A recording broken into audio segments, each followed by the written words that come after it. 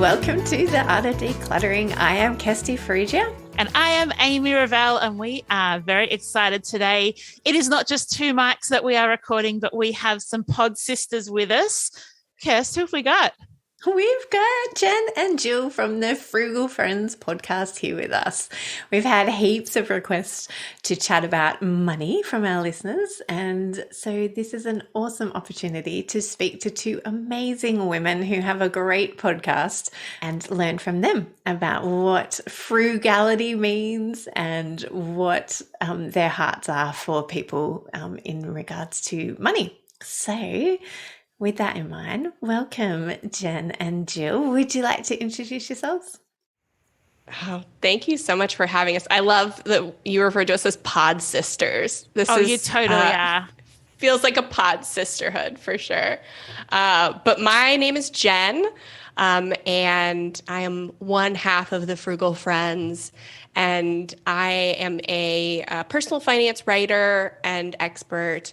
And my husband and I paid off $78,000 of debt in 2 years. And that's how I got introduced to the concept of frugality as intentional spending versus deprivation.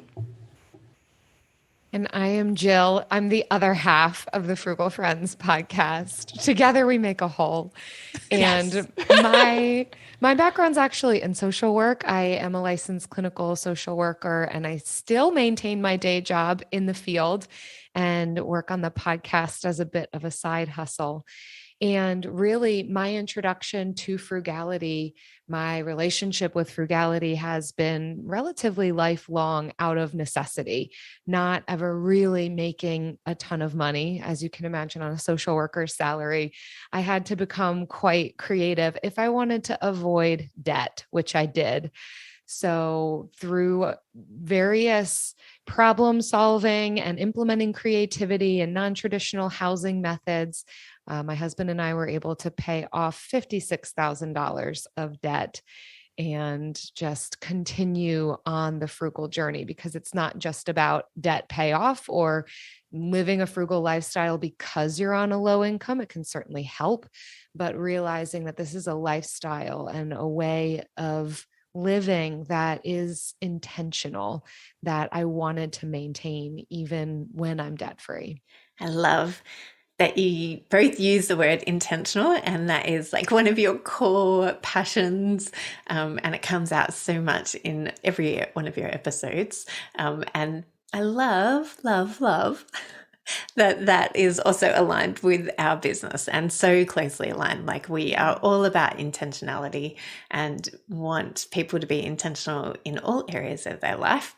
We just happen to focus on the decluttering and organizing, but as our listeners know, that reaches far beyond what you would traditionally think of as decluttering and organizing. And so, I'm so excited to have you guys on and to learn from you and to have our listeners learn from you as well.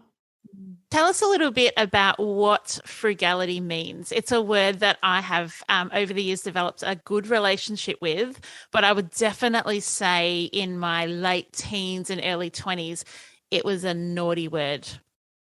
It was a word that I did not like, and I associated lots of negative things with, but now it's like a really positive word. So tell us a bit about that. Yeah. I mean, so frugal, traditionally you've associated it with, like, in America, like the Great Depression, like you're eating Spam and cleaning out, one paper bag to use for years. And it's your grandma's and great grandma's like Great Depression tips. And it's just become associated with deprivation in that way. And because we've had such, a prosperous century, people have really looked down on frugality, not wanting to live that way, and really wanting this instant gratification lifestyle that's being sold in media and advertising. And so we want to rebrand frugality to essentially just being a good steward of your resources, and traditionally thought of as money. So the money is a resource, but we have a number of other resources that we use to get the things that we want and need. So time is our only finite resource, or only truly finite resource. So being a good steward of your time, your physical space. So making sure that you only have physical items in your space that you want and love and use, and clearing out all the stuff that you don't. And then even down to your mental space and your schedule and your natural resources. So that's how we view frugality. I think that that's brilliant, because what frugality then becomes about what it enables you to do, doesn't it? Rather than what you're being deprived of, is you're embracing frugality for something, not because of. And look, definitely there are people that need to embrace frugality because of, but I think ultimately we want to embrace it for. So, speak to that, and what types of things do you guys have frugality in your lives for? One thing can lead to the other. I think Jen and I are a really good example of different introductions to this world of frugality. And there's even more options out there than even what Jen and I represent. For me, growing up, I had enough, but didn't necessarily have the experience of extra. I was very accustomed to hand-me-down clothing and rarely going out to eat, and only buying something if we had a coupon for it. And then not much shifted even into my early adulthood of going to college. I mean, I think most college kids have the very little money in the bank account experience. And then I got married right out of college. And so being a social worker, and my husband had his own business, we really had to implement some methods that were going to help us live the life that we wanted to live, again, without acquiring more debt. I did graduate with student loan debt, but I knew enough that I didn't want to acquire more debt, and I wanted that debt, the student loan debt, gone as quickly as possible. However, I will say, in that journey of debt freedom, what I also recognized is the tools and the habits that I was building with my debt-free journey and in living a frugal lifestyle were tools and skill sets that I didn't want to let go. And I was building a foundation for what could propel me exponentially towards growth, financial and otherwise, if I was able to maintain some of the skill sets that I honed in. Of course, when I was in a debt payoff journey, it was intensive. It was at times deprivation, at times finding creative ways to have fun. And I don't think that there's longevity in that. I think once you reach the goal, okay, it's okay to take a breath and reassess and reevaluate. But the creativity, the problem solving, the sustainable living that I found along the way, the learning from others as I share my journey, none of these things are specific to someone on a lower income. We can all benefit from being good stewards of all of our resources, as Jen has described, and we can experience the benefit of that, of community, of problem solving, of honing in our skill sets, of increasing our income, of decreasing our spending, especially where it doesn't align with our values. None of this is dependent on us not making a lot of money. I think anybody at any stage of life, at any income level, can benefit from a frugal lifestyle. Yeah. And I would say just like living intentionally has helped me increase my income as well, because when you're intentional in one area of your life, like, when you're intentional in one area, it overflows into other areas. And so letting go of this kind of scarcity mindset of, I make this much, I'll never make more, I have to learn to live on this low fixed income, like overcoming that to realize like this is frugality is a tool, and it's not only tool. It may not even be the best tool depending on what your situation is. But it is a tool that nobody should take for granted, and that when it's embraced can make everything else you do exponentially more successful. Thank you. That's awesome. One of the things that I quite like about frugality is when it becomes intentional rather than necessary, you can pick seasons. And you can also pick things that align with your values. So we might say, as a family, we're not going to do takeout for, 3 months, because when we're on holidays, that's all we're going to do. And so you can have the frugality with the intention of, this is why. So rather than because we have to, I think there's real power in saying we're choosing this for this. So you've actually got that vision in mind as well. Absolutely. Yeah. When you can say no to one thing so that you can say yes to something bigger. And it's a lot of times we make the mistake of seeing that bigger thing as something that's very, very much down the road. But even like for your family, it's just 3 months down the road. So it takes this, it's maybe not instant, we're laying down instant gratification, but it becomes easier to do that when the gratification isn't some imaginary thing off in the distance. It's something you can actually see, and it's close enough to almost taste. No pun intended. I'm really curious about the mindset, moving from a scarcity mindset or poverty mindset to a different mindset, where you're not, your choices aren't based in scarcity. So yeah, can you talk to that? Because I think that one of the things that I'm really careful about in our family is not instilling a poverty mindset in our children, that there is abundance. That doesn't mean that the abundance needs to be spent all the time. But how do we go from having, for whatever reasons, whether it's because we've been brought up with a scarcity mindset or our circumstances have created that in us, how do we go to having an abundance mindset and still be frugal? Yeah. I think one of the best ways is maybe if abundance mindset is maybe a word that scares you, because I know sometimes when you're in scarcity, like the abundance part can be woo-woo. I like to think of it as growth mindset. So looking always for self-growth. And it's kind of that putting your own oxygen mask on before you put somebody else's. Like when we're looking to grow, we can help others in their growth better, more efficiently. So being open to learning and choosing to see failures as opportunity for growth. And once we change our mindset to see these opportunities for growth, more often that just trickles down into our finances. So we see more opportunities to get creative. Maybe when there's a financial emergency that comes up, we don't automatically revert to putting it on a credit card or getting a personal loan.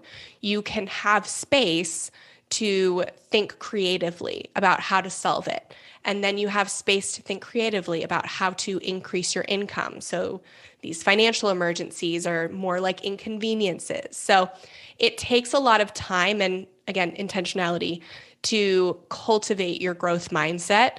But when you're focused on doing that, then you can just, the scarcity just kind of like, there's no more room for it, essentially. And I would add, from a mental health perspective, when we want to talk about mindset shifts, it's of course going to have to begin with us paying attention to what's happening in our thought lives, in our behaviors, in the actions that are happening for us, the thoughts, feelings, actions that are going on. And so a lot of times before we can jump to a change of mindset, we have to be aware of what is our current mindset. And some of the ways that we can do that is just by tracking, paying attention, being curious. For many people, writing things down, keeping a bullet point journal can really help. And we've often encouraged people, specifically as it relates to finances and spending, to keep a journal with transactions. So I know we can talk a lot about tracking our spending and budgeting, but this brings another layer to it where we can look at our transactions, our spending, our money behaviors, and associate what were some thoughts or feelings that I had when I made that choice, when that behavior or that action happened. Because the behavior, the action is the final step. First comes the thought, then comes the feeling, then comes the action. And so we can almost backtrack it in the other way to understand what's happening in my thought life, in my mindset that is leading to these behaviors, and what do I want to shift? And I'm going to have to shift that in my mindset, but I'm going to have to be armed with the reality of where I'm at currently. I've got to know where I'm starting, what I'm aiming for, why I'm aiming for that, so that then I can implement a strategy for what am I going to replace those thoughts with that is going to be more congruent and in alignment with the mindset that I hope to have, because it's going to lead me to just more beneficial things for myself, more beneficial decisions and actions and interactions with others. Awesome. Thank you both. What I love about you both is that you bring values into your conversations around money. And I think that aligns really well with us as well, that we want people to be aligning. We don't want people to go and declutter their house because we told them to. We want them to be making decisions that are intentional for them because it aligns with their values and what it is that's driving their behavior. So talk to us about core values around money. We love this topic because when people think about getting on a budget or moving towards frugality as a lifestyle, the first thing that hangs them up is something they don't want to give up. So for me, it was like I literally said, I don't want to live the best years of my life under a rock, like trying to pay off debt. I wanted to, community is one of my highest core values. And so I love spending time with people. And I didn't want to give that up in order to pay off debt.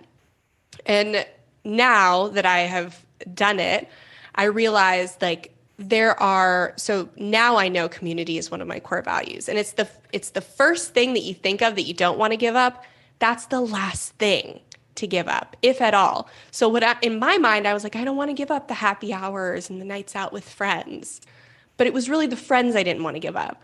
I could easily give up eating out. Like, I'm not a foodie. I could, give up happy hours every now and then. So like those were things I could give up if I had like community around me in my home, in somebody else's home, at a free event, et cetera, et cetera. And so we look at managing our money and we immediately go to deprivation, when really we want people to start exploring their core values and figuring out who they are and what they want from life, and your partner as well. What does your partner want? What are their core values? So that you can confidently say, I will spend money on this without guilt, and confidently say no to the things that fall outside of your values. One of the things that I see in clients' homes and in our community as well is that comparisonitis. I can never say that word properly, but comparing ourselves with others. And I think that not knowing your identity and your values really doesn't help in that, because then you're like, oh, but I want what she's having, but you don't understand her values or their identity or what they're willing to sacrifice. Yeah, you only see the good bits of what you want. You don't actually see what it took to get there. Yeah. And so I think that can, play out in so many different ways. That can be when you're scrolling Instagram and buying everything that you see. It's when your friends go on holidays and you're like, well, I need to go on that holiday too. And so you'll sacrifice things so that you can have what they're having without understanding that your values are different. Like, I know you guys are talking, as we're recording, you guys are talking about designing your dream life. And so I was listening to that episode and you guys were talking about that, Jen, for you, your dream life isn't traveling around the world because community is so important to you. And I was thinking about, that's so interesting that we can, look at influencers and go, oh, I want what she's having. And then actually it doesn't actually align with what is important to you. And I think that we say that we can do that all the time mindlessly, like, and without intention. Like we can say, and we talk about this in our courses and in our podcast, that we can say that our family is important to us, and yet we're always making them late to school. And so how is that showing that they're important to us if we're not organized enough to get out of the house? And so they don't feel loved, and therefore it's not actually aligning with our core values. Or maybe like, and there's so much more in that. Like, I'm not making a judgment over that if that's your situation, that you're always late to school. Maybe there's other neurodiverse things going on for you that is challenging for you in that situation. But just that misalignment between what we say and what we do, and actually is that showing that we haven't aligned ourselves with our core values, or that our values are different to what we think they are? Am I making sense? I so appreciate this conversation, because I think there's so much freedom in this frugal lifestyle, in the financial decisions that we make. It doesn't have to look one way, but I think we can be sold something. And that's really what social media and television and the flyers that show up in our mailbox are doing. They're trying to sell us something. Even our friends on social media are often trying to sell us something. And this opportunity that we're describing to say, we can press pause, be curious with ourselves, pay attention to what do we actually want. I think advertisers want us to mindlessly engage. And I think similarly to where you all are at with your podcast and your business, of paying attention. What do I want to keep? What's life-giving to me? What do I want to engage in? It's the same concept. We're whole people. When we can apply that concept across the board of in mindful spending that aligns with our values and our lifestyle. And it's not going to look the same for everyone. And that's amazing. And there's so much freedom in that. But again, that's a behavior that when we finally get to the place of spending or collecting, we're just at the behavior stage. So even when we're talking values-based, core values, understanding ourselves, that takes it deeper. We've got to have some time to press pause, to ask ourselves some of these questions of what's most important to me. Of course, family is always important to pretty much everybody. It's the things that go beyond that of, is it travel? Is it beauty? Is it experiences? And there's so many lists of what could be at the center of your values. I know for Jen, it's not travel. For me, it is. And so I'm going to spend on things that she won't spend on. And that's okay. And that's good. And that's right, because we're making space within our own lifestyles for what makes sense for us and is going to be life-giving. And as I grow in confidence and understanding of myself and my values, and then where my actions and spending and behavior begins to align with that, what happens is I am more immune to those messages of do this, try that, you need this, you need that, because I've now embraced this mindfulness where it's not a long, it doesn't take a ton of time, but when I have formed the habit of that pause, well, wait a second, if I actually just stop and said, is this going to be life-giving for me? Does this align with my values? It makes it very easy. It's a muscle. I'm not going to say it was easy immediately, but I am definitely more immune to some of the messaging that's trying to sell me things. And it is easier for me to say no to things that don't align with my values, because it makes room to say yes to the things that do. And I think we see that so much with people purchasing just when they're out and about without intentionally wanting to buy something. You're just wandering around the shops or you're scrolling on your phone, and then you undermine the decluttering work that you're doing because you're just continuing that inflow without being intentional about it. And I think there's that great alignment with that also has a detrimental effect to your intentionality around your finances, is because when you're unintentionally spending and that consumerism is just driving you without that pause, like you said, Jill, like that muscle that you develop, is you actually undermine yourself. It's not undermining anyone else. There's no inherent value in the new saucepan that you buy. The saucepan isn't good or bad, but the value to which it brings you is whether it aligns with your values. Does it mean that you can now cook rice because you had no saucepan? Or is it now taking up space and now you've got 15 saucepans and it takes you more time when you're cooking, it takes you more time when you're cleaning up, putting things away. You now don't have the money that you exchanged for the saucepan. And so you've actually robbed yourself instead of giving yourself a gift just in that one thing. Like that consumerism can play to your values or really undermine your values. And you have 15 saucepans in the sink that are dirty and you're overwhelmed and then you order takeout. That's Preach. That's my life. Yeah. So how do people go about figuring out what their core values are?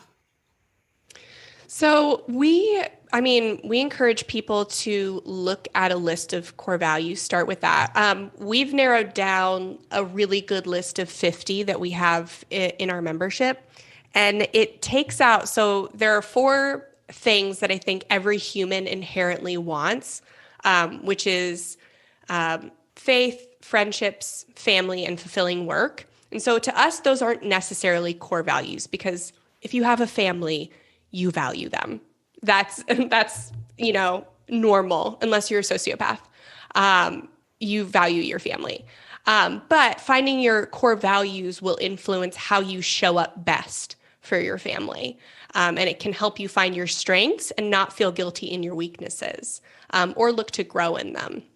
So just looking at a list of values, maybe taking a test, but I think journaling about what you want for your future, meaningful moments that you've had in your past, those can sometimes show up values, or moments in your life where you felt just significantly maybe devastated or offended. That can sometimes be a moment where a core value was betrayed. So look at these important moments in your life that are kind of significant and unique to you, and think about what you want in the future. And those can sometimes start to reveal core values for you. And it's a process. Like, you don't just sit down and in 20 minutes you've got your core values and you move on. It is a process. One of the things I would recommend to listeners is when, as a family, we worked out our core values, we actually wrote them up and kept them for the start just on the fridge. And so over time, we were like, actually, I don't think that one fits. Or someone would write a new one up and you're like, oh, okay, yeah, that fits better.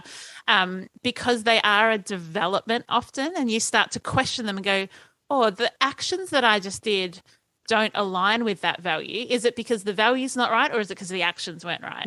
And so there is that real that developing and that understanding and questioning around those values, because when you nail them, I would recommend people like get a tattoo. No, joking. Put it on your fridge, put it on your phone, have it somewhere where you are constantly reminded.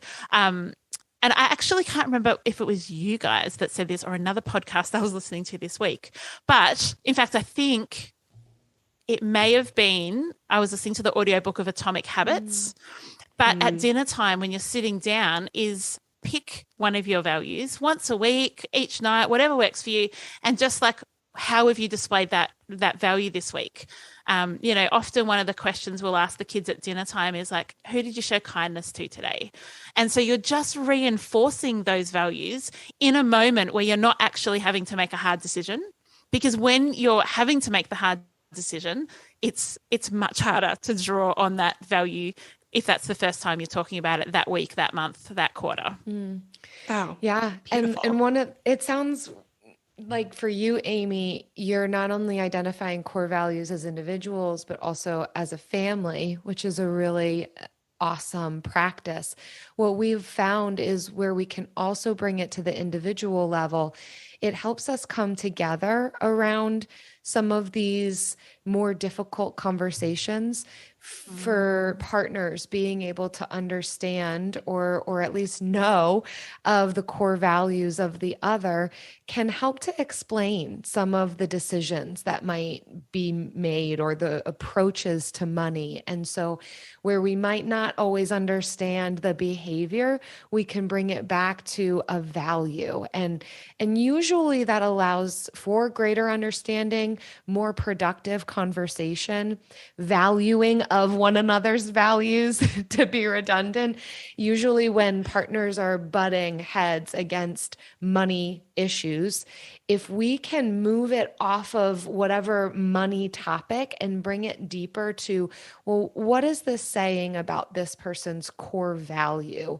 And how might we be able to acknowledge and care for the need that that represents and negotiate this together rather than just pointing fingers of why are you doing that? Or why aren't you doing this? Or why can't we get on the same page?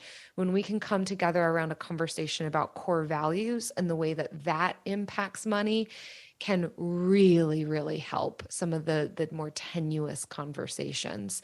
So many, I mean, we are whole people. We've said that already. And so as we begin to uncover some of these different pieces and be curious with ourselves and be mindful and create pauses and intentionality and deeper conversations, more comes of that. Just growth happens in sometimes areas we didn't even expect previously.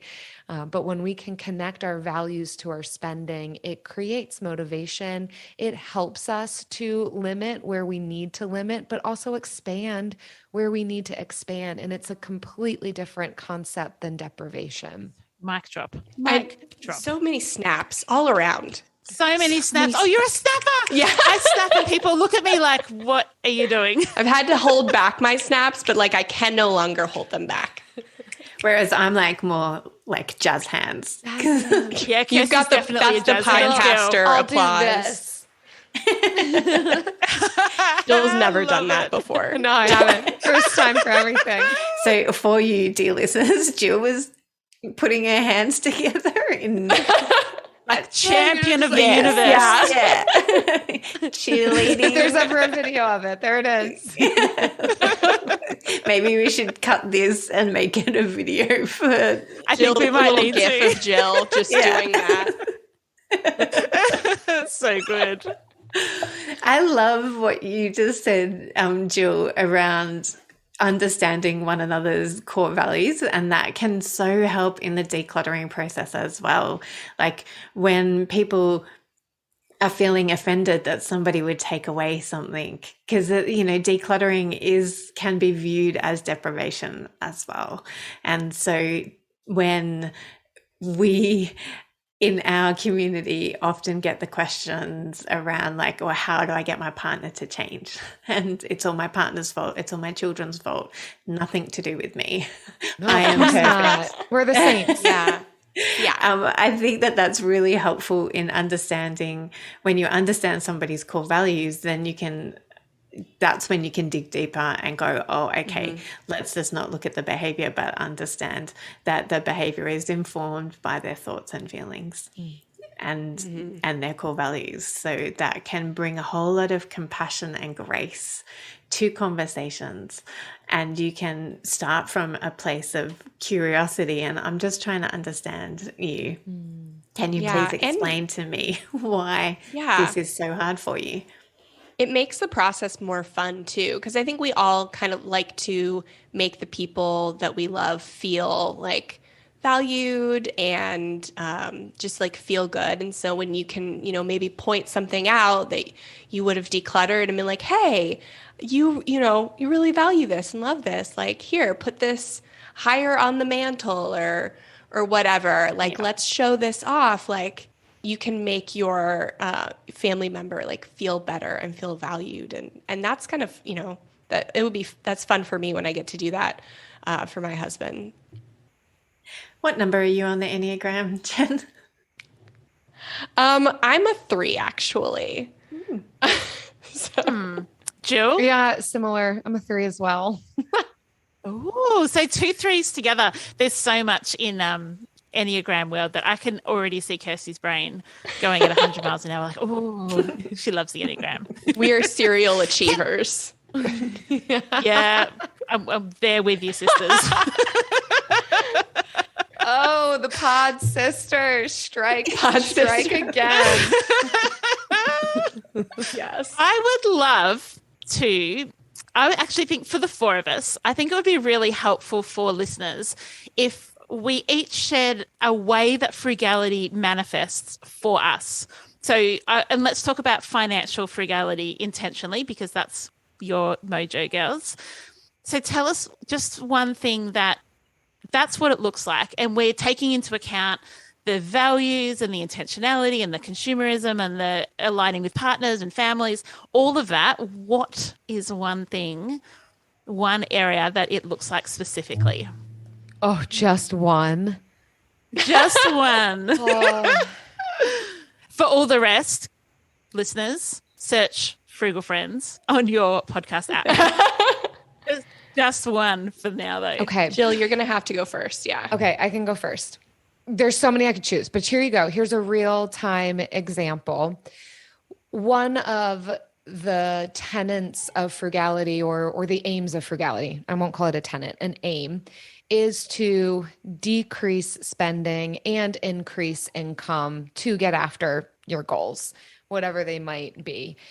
And so I have been challenged throughout my own financial journey, but also engaging in the community that we have with Frugal Friends and others like yourselves, these amazing conversations that we get to have that causes me to pay more attention to what am I doing with my life and what do I want to aim at and how am I going to get there? And so one small way that we are aiming at bringing in more income, which can open up more options and doors for flexibility, hopefully travel, generosity. These are some of my core values: beauty, generosity, and beauty, generosity, Travel. and travel. Thank you. I'm like, I just said it. Yeah, there it is. Well, that coincides with beauty as well. And so that's my ultimate why. And one of the ways that I'm working towards that is to bring in some extra income with our house, the property that we own. And so we're creating an Airbnb that people can come and stay at. We can make some money. I get to meet people. Community is a core value as well, relationship building. And so meeting new people, creating a beautiful place for people to come stay, making some extra income that creates more freedom and flexibility. So my husband and I, we used to have a renovations business together. We have that no more, but we maintained our construction skills. He's much more the skilled laborer. I'm just the laborer, but I can do more than it seems like I could do. So we together are building this Airbnb. It's not done yet. I'm hoping by the end of the year, it will be up and running and rentable. So that's one of the decisions that we're making that I don't think I would have had my sights on if I hadn't have engaged in this journey and learned more about intentionality and what is possible, that growth mindset, that more is possible, even as a social worker. Again, I still maintain my social work job, but finding other ways to also live the life that I want to live within what I have chosen to set my hands to. That's awesome. That's super practical too. Like other people can go, oh, yeah, that would align and that could work for me. Yeah. Thanks, Jill. So for me, it's a little outside of the value, like traditional values, based spending, but, in the same line of like home renovations. So I don't have the eye for beauty that Jill has. So I just look at like Pinterest and Amazon and Google to see how we bought a fixer upper this year. And so we're trying to fix it up. And I'm like, what should this thing look like? I don't know. And there is this, there's this pull to make it look like it looks on Pinterest, make it look like it looks on architectural design. But realizing like that's very expensive, that that's not necessarily my design style. Like I'm still trying to figure out what that is because it's not something I've put a lot of thought into. And it's not the most sustainable way, like buying firsthand stuff that may be less expensive, but is cheaper, won't last as long, and you're not sure of the human journey that it took to get to your home. And so I have been really fighting with this, like looking at these pictures and being like, oh, I have to recreate that. It looks pretty. And how can I make this me? Sustainable, low cost, secondhand, and all of these things. And, you know, more importantly, like not cost a fortune. So that is the constant like conversation I'm having with myself throughout this process is it me or is it Pinterest that wants to buy this thing? And then finding the balance of, do I search indefinitely for like a piece that I want that's secondhand, or do I buy it at good quality firsthand? Like kind of finding that balance. Not everything needs to be secondhand in my house, but I would like a majority of it to be. So just figuring out what pieces are or aren't splurges or inexpensive, stuff like that. Our listeners are going to love that. That's a great tip. Kirst, have you thought of one for you? Yeah, mine, I'm sure I've shared it before, but mine is just into that comparing myself with others. So I unsubscribe from most retail outlets. Like when I go into a shop and they say, do you want to sign up? I'll say yes to get a discount if that's what's on offer. And then I'll unsubscribe as soon as the emails start flooding my inbox. I'm also very intentional on my social media. So I don't follow people on Instagram that make me feel less than or make me want to buy things. I'm very intentional, and the same on Facebook. Funnily enough, on Facebook, I don't know, I shouldn't say this out loud because I'll come and get me, but I don't get ads on Facebook. Maybe it's because I started in 2008 and I don't, some things about Facebook doesn't show me ads, which is amazing, and I'm very thankful for it. Instagram, they've caught me. They know my proclivities, so not the same on on Instagram, but I'm very intentional because I know myself that I have that envy. And so I'll go, oh, I want what she's having. And I know that that doesn't work for my finances. And so I'm very intentional of like, and then when I do see something, if I'm out at the shops, then I'll be like, oh, that's a really nice jumper. Or if I do see a jumper on somebody, I'm very intentional. I try to be like, actually, let me take a pause. Do I have enough jumpers, sweaters for Americans? Do I have enough sweaters in my closet? Do I need to upgrade or get a new one for any reason? Am I just looking at that because it looks really good on her? Actually, it wouldn't look as good on me. I'm not 5'8" in a size 2 body. So just like really checking myself and being intentional in my thoughts, and therefore how that impacts on my actions. What about you, Ames? So I think one of the ones that has showed itself even in the last week for us as a family is around clothes. So there's 4 of us in our family and none of us really care at all about fashion and don't notice it on other people and don't really care if other people notice it on us. So I was taking Elijah, who's our 14-year-old, shoe shopping on Sunday afternoon, and he wanted this particular pair of shoes, and shoes are expensive for kids and they wear through them like there's no tomorrow. But interestingly, I said to him when we were there, and he picked the shoes that he wanted, and we don't tend to put a price limit on shoes because it's so important. Elijah has some posture things that we need. So we invest in shoes. And I said to him, is there anything else that you need while we're here? And he goes like, what? Like it was just such a weird question for him. And I said, like, do you need another pair of shoes? He said, why would anyone have more than one pair of shoes, Mum? And I was like, oh, yes. Bless you.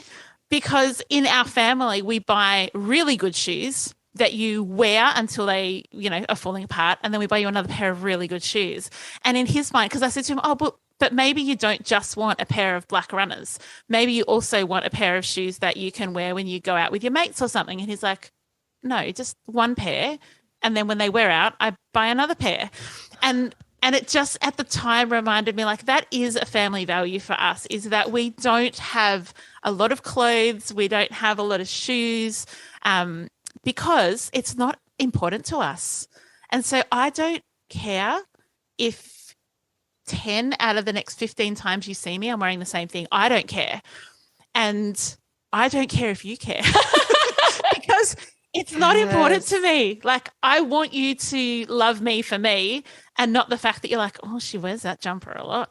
Oh, those pair of shoes get a full wearing with Amy. Like, I don't care. And I would much prefer to spend my money on other things that we value as a family than fashion. So for other people, they're just dying inside that fashion is the area we choose to be really frugal in, but it is because it aligns with our values. I love it. Amazing. You have trained them my up kids well. are hilarious. Why girls. would anyone ever need more I than know. one Like, pair I'll take of them to the shoes? shops and say, look, I feel like you need to buy some more pants. And they'll be like, no, I just need to do my washing more often. I'm like, who are you? Who are you? Your mother is offering to buy you whatever you want. And your solution is they're not telling me to do the washing more often. They're like, no, if I just do my washing twice a week or 3 times, my children are It's also phenomenal inbuilt and unique. in them. Like, it's not not just training. It is genetic. Like, it's that's what I them. mean. Yeah, like it's they are incredible. Oh, wow. Yes, it aligns with our family values, but they go beyond. Beyond. Oh, it's utopia over there. No. This sounds perfect. Yeah, we are pretty much the perfect family. I mean, I don't want to say too much, but can you adopt me? Be there soon. Jill, I need you here. Okay, well, we can go together and eat the honey carrots. Bush carrots. Yeah, the bush carrots. It has been so lovely to meet you both in person via Zoom and to not just be listening to you on your podcast, but to have you on our podcast.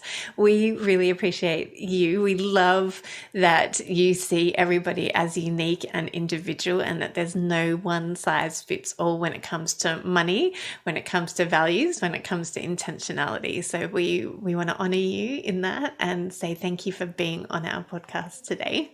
Oh, thank you so much. Oh, it's been so lovely, Kirsty and Amy. Thanks for having us. Been delightful. Kirsty, have you got a review for us? In fact, you've shared the review, but it's too small on my screen and I can't read it. So the podcast host with 20/20 vision shall read the review today. I can do that. So our review comes from the United States, from Alison Cohen via Apple Podcast, and it says building momentum, and it's a 5-star review. She says, I'm on a binge of your podcast. It's crazy how you make it fun, but also thought-provoking. The word intentional is now on my mind a lot. No pun intended. Thank you so much. Come visit Atlanta in the US, Alison. Well, I would love to come and visit Atlanta. Amy, not so much. Amy is like Jen in this relationship, and I am Jill. I am the traveler. And I have realized over the last couple of weeks that actually my family's values are very different to mine in that regard. And it is breaking my little traveler's heart. I don't know why it's taken me 20 years with my husband and 13 years with my children to realize that our values don't align in this. So you're going to have to do some solo traveling. I am absolutely up for solo traveling all over the States. So if you want me to come to Atlanta, Alison, if you want me to come to Florida, girls, I'm up for it. You guys just need to pay. My value is one of your financial having goals. People pay for me to travel. That is what I value. Yeah, that is my core value. My absolute number one core value. Yes. This has been amazing. I don't think this is the last time we're going to chat, girls. There's just a beautiful connection. Thank you, listeners, for joining us this week. Girls, where can our listeners find you online and in all the places? We release 2 podcast episodes every week. Wherever you are listening to this podcast, just search Frugal Friends Podcast. And if you want to connect with us further, we have a free ebook that we give out to everyone at frugalfriendspodcast.com/ebook. And it's got 200 ways to save money. So it's pretty US specific, but there are a ton of tips that are universally, globally applicable. So yeah. And social media, where will we find you? Frugal Friends Podcast, Facebook, Instagram. That's it. Just Google it. Yeah. Just Google it and you'll find We're the out girls there. everywhere. We're creeping. Yes. Well, until next time, we hope you have a wonderful week. See you next week. Thanks for joining us. If you've learnt something awesome today, we'd love you to leave us a review on iTunes or Facebook so others can find our podcast too. Don't forget you can see the show notes in your podcast app or over at our website, artofdecluttering.com.au. So if there's anything you want more info on, check it out there. If you'd like to join our supporter community, you can do so over at patreon.com/theartofdecluttering. We hope you have a great rest of your day. And enjoy the We freedom. acknowledge the traditional owners of country throughout Australia and recognise their continuing connection to land, waters and culture. We pay our respects to their elders past, present and emerging.